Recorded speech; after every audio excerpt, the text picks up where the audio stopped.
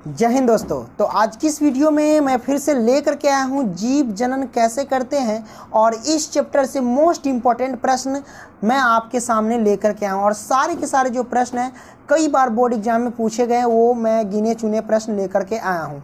इस वीडियो में सारे के सारे वस्तुनिष्ठ प्रश्न बताए जाएंगे। इससे पीछे वाले वीडियो में मैंने बताया था जैव प्रक्रम के सारे वस्तुनिष्ठ प्रश्न, अगर देख लोगे ना तो यार इससे कुछ बाहर आएगा ही नहीं। ठीक है, तो अगर आप अच्छे से पढ़ाई करते हैं या नहीं करते, नौटंकी करते हो पता नहीं, लेकिन अगर अच्छे से पढ़ाई करते हो ना तो आज ही पता चलेगा कि जो भी प्रश्न मैं आपको बताने वाला हूँ, इस प्रश्न में से कितने का उत्तर देंगे और कितने का उत्तर नहीं देंगे। अपने मन में चिंतन कर लेना, ठीक है।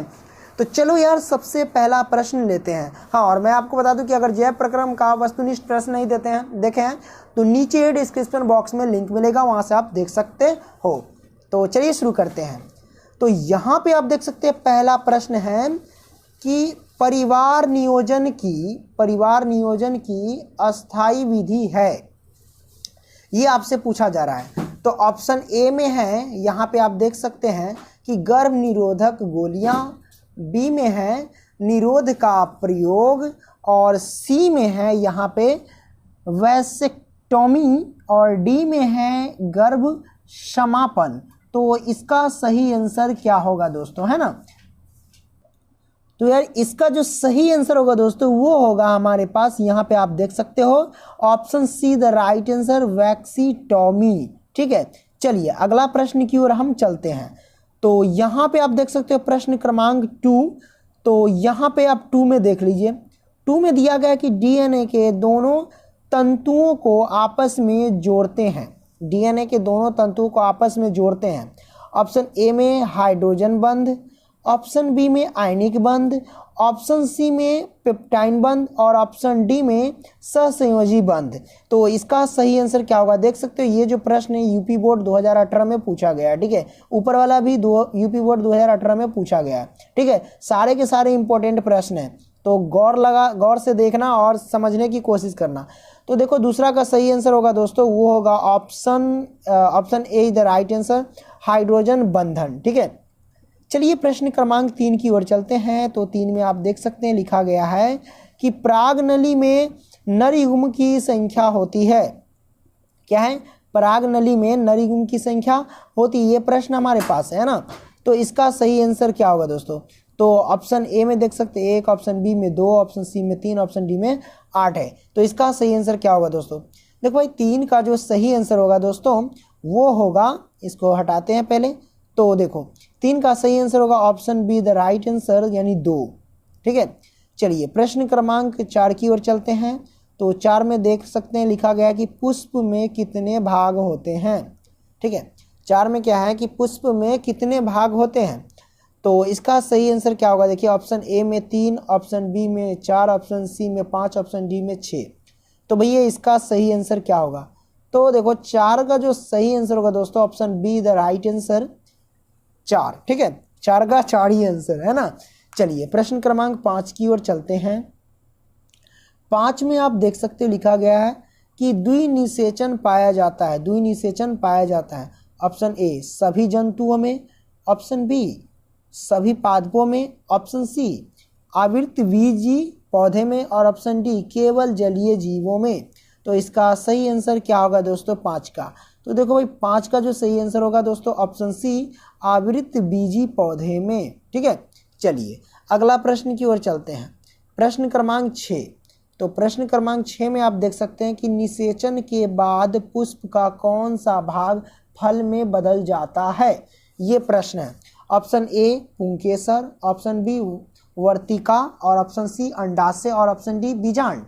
इसका सही आंसर क्या होगा दोस्तों, है ना। तो देखिए 6 का जो सही आंसर होगा दोस्तों option C the right answer, अंडाशय। निषेचन के बाद पुष्प का कौन सा भाग फल में बदल जाता है, इसका आंसर देखो भाई इसमें मैं कंफ्यूज हूँ। ठीक है, आप लोग कमेंट करके बताना, मैं उसमें रिप्लाई दे दूंगा, या फिर मैं खोज करके क्या करूँगा कमेंट सेक्शन में मैं डाल दूंगा। ठीक है, लिंक इसका उत्तर। ओके, 6 का आप लोग डालना इसका आंसर क्या होता है। ओके, होता है याद भी होगा, तो याद नहीं है पढ़ाने वक्त थोड़ा कुछ हो जाता है। चलो प्रश्न क्रमांक हम चलते हैं 7 की ओर। तो 7 में दिया कि बीज लैंगिक जनन से विकसित होते हैं क्योंकि ऑप्शन ए ये नए पौधे बनाते हैं, ऑप्शन बी ये युग्मक के संयोजन से बनते हैं, ऑप्शन सी लंबे समय तक सुप्त अवस्था में संचित रखे जाते हैं, और ऑप्शन डी में है एक बीज के केवल एक पौधे बनता है। इसका सही आंसर क्या होगा दोस्तों? तो देखो भाई 7 का है ना, तो 7 का जो सही आंसर होगा दोस्तों वो होगा option B the right answer. ठीक है, option B the right answer.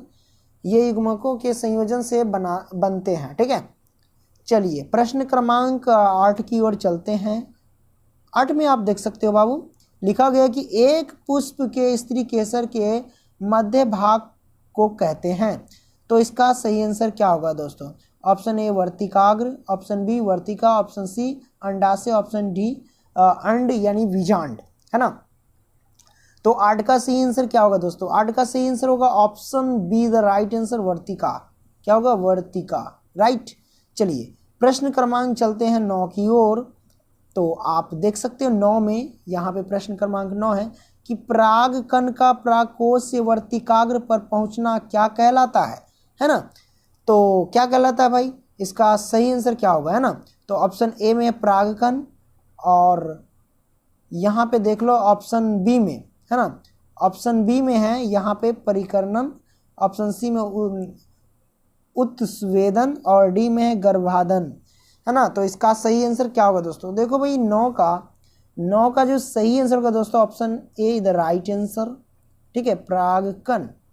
Okay, चलिए प्रश्न क्रमांक 10 की ओर चलते हैं।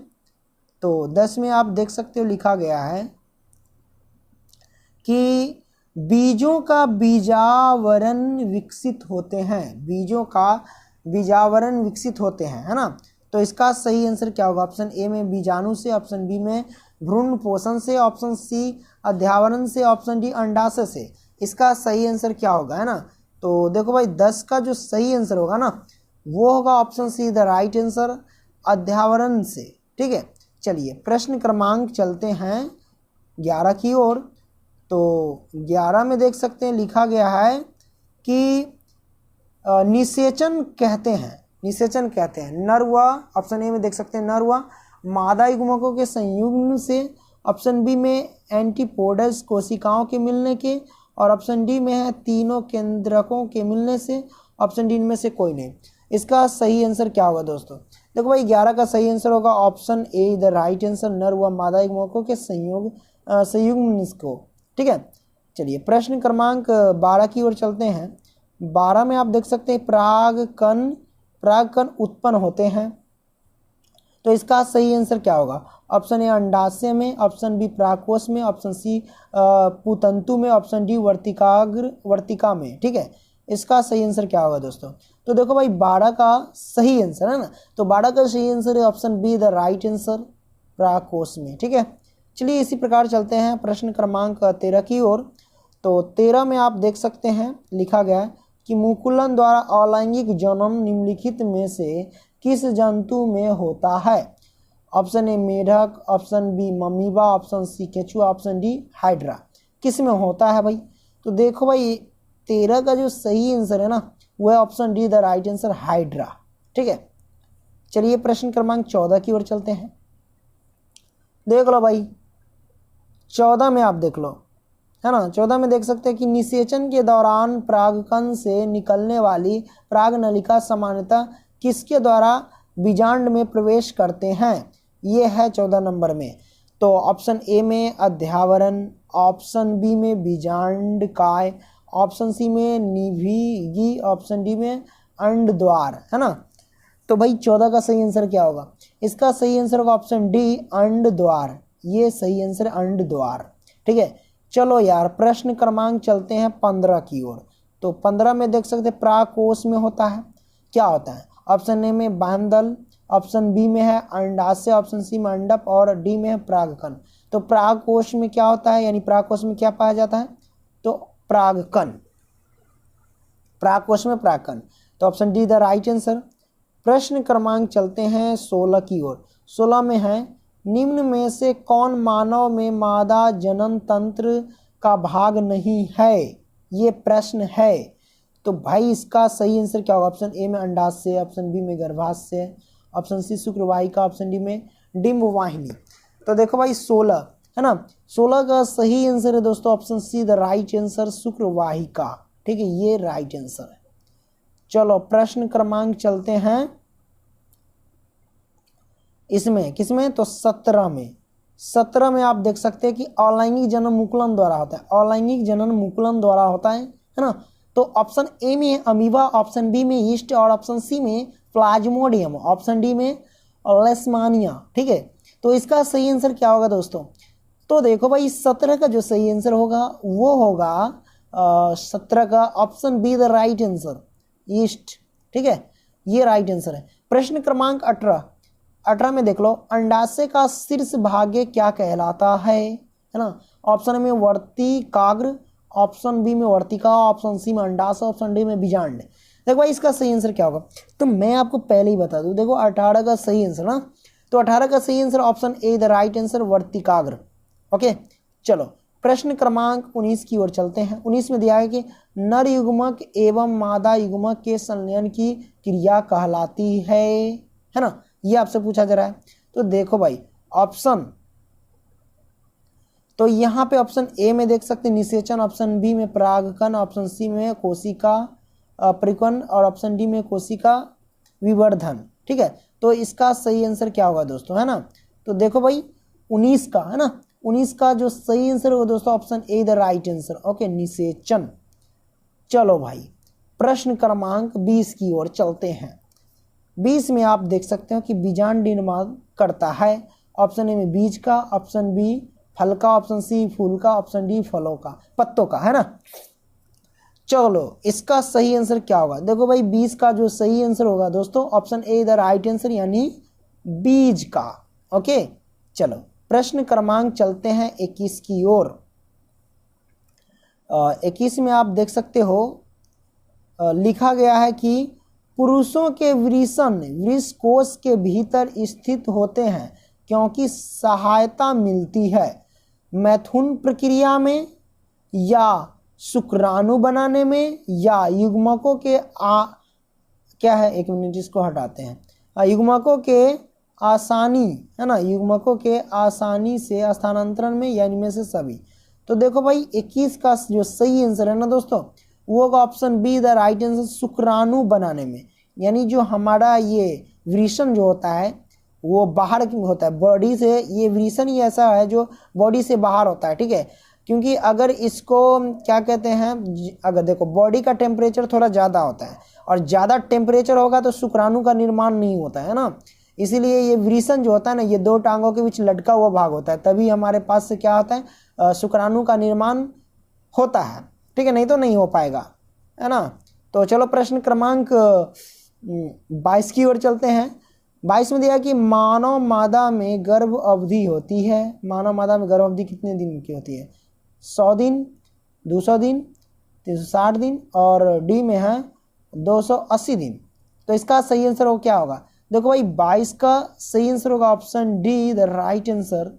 ठीक है, इसको मैं सही से करता हूँ, ऑप्शन डी, है ना, क्या हो रहा है ये, option D the right answer. 280 दिन मानव में गर्भ अवधि होती है, तो यानी अगर 9 महीना कहा जाए तो 9 तिया 27 270, तो वही 280 दिन लेकर के चलता है ना। चलो कोई बात नहीं है। प्रश्न क्रमांक चलते हैं 23 की ओर। मानव में मादा में रजोधर्म काल होता है। रजोधर्म किसको होते हैं? मासिक धर्म को, या आप इसे कह सकते हो पीरियड, या फिर एमसी बोल सकते हो। ठीक है, तो क्या होगा इसका सही? 1 वर्ष, 45 दिन, 28 दिन और 35 दिन क्या होता है? तो इसका सही आंसर क्या होगा दोस्तों? देखो 23 का सही आंसर जो होगा ना ऑप्शन सी, क्या होगा? Option C the right answer. ठीक है, 28 दिन। 28 दिन पे ये बारंबार लड़कियों में होती है, ठीक है, स्त्रियों में 28 दिन पे ये आता है पीरियड। ओके, चलो प्रश्न क्रमांक चलते हैं 24 की ओर। 24 में देख सकती है मानव मादा में निषेचन क्रिया कहाँ संपन्न होती है? तो ऑप्शन ए में योनि में, ऑप्शन बी गर्भाशय में, ऑप्शन सी अंडाशय में, ऑप्शन डी अंडवाहिनी में, है ना। तो चलो यार इसका सही आंसर क्या होगा? है ना। तो 24 का सही आंसर होगा दोस्तों ऑप्शन सी, अंडाशय में। Option C the right answer. चलो प्रश्न क्रमांक किस में चलते हैं, इसमें 25 में, ठीक है।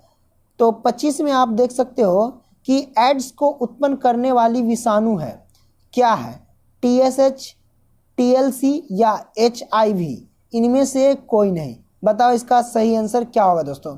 देखो भाई 25 का है ना, तो 25 का जो सही आंसर होगा दोस्तों option C the right answer है, HIV, ठीक है। चलिए प्रश्न क्रमांक चलते हैं 26 की ओर।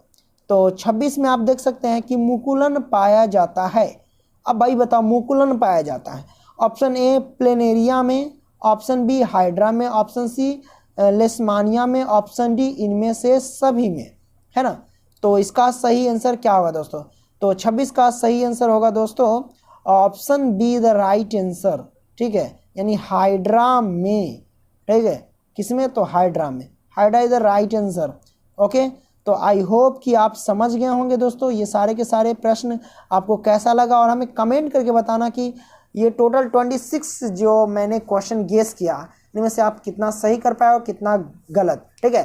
तो ये भी चैप्टर का मैंने वस्तुनिष्ठ प्रश्न खत्म कर दिया। फिर मिलेंगे अगली वीडियो में, तब तक के लिए बाय दोस्तों, ठीक है। चलो बाय बाय।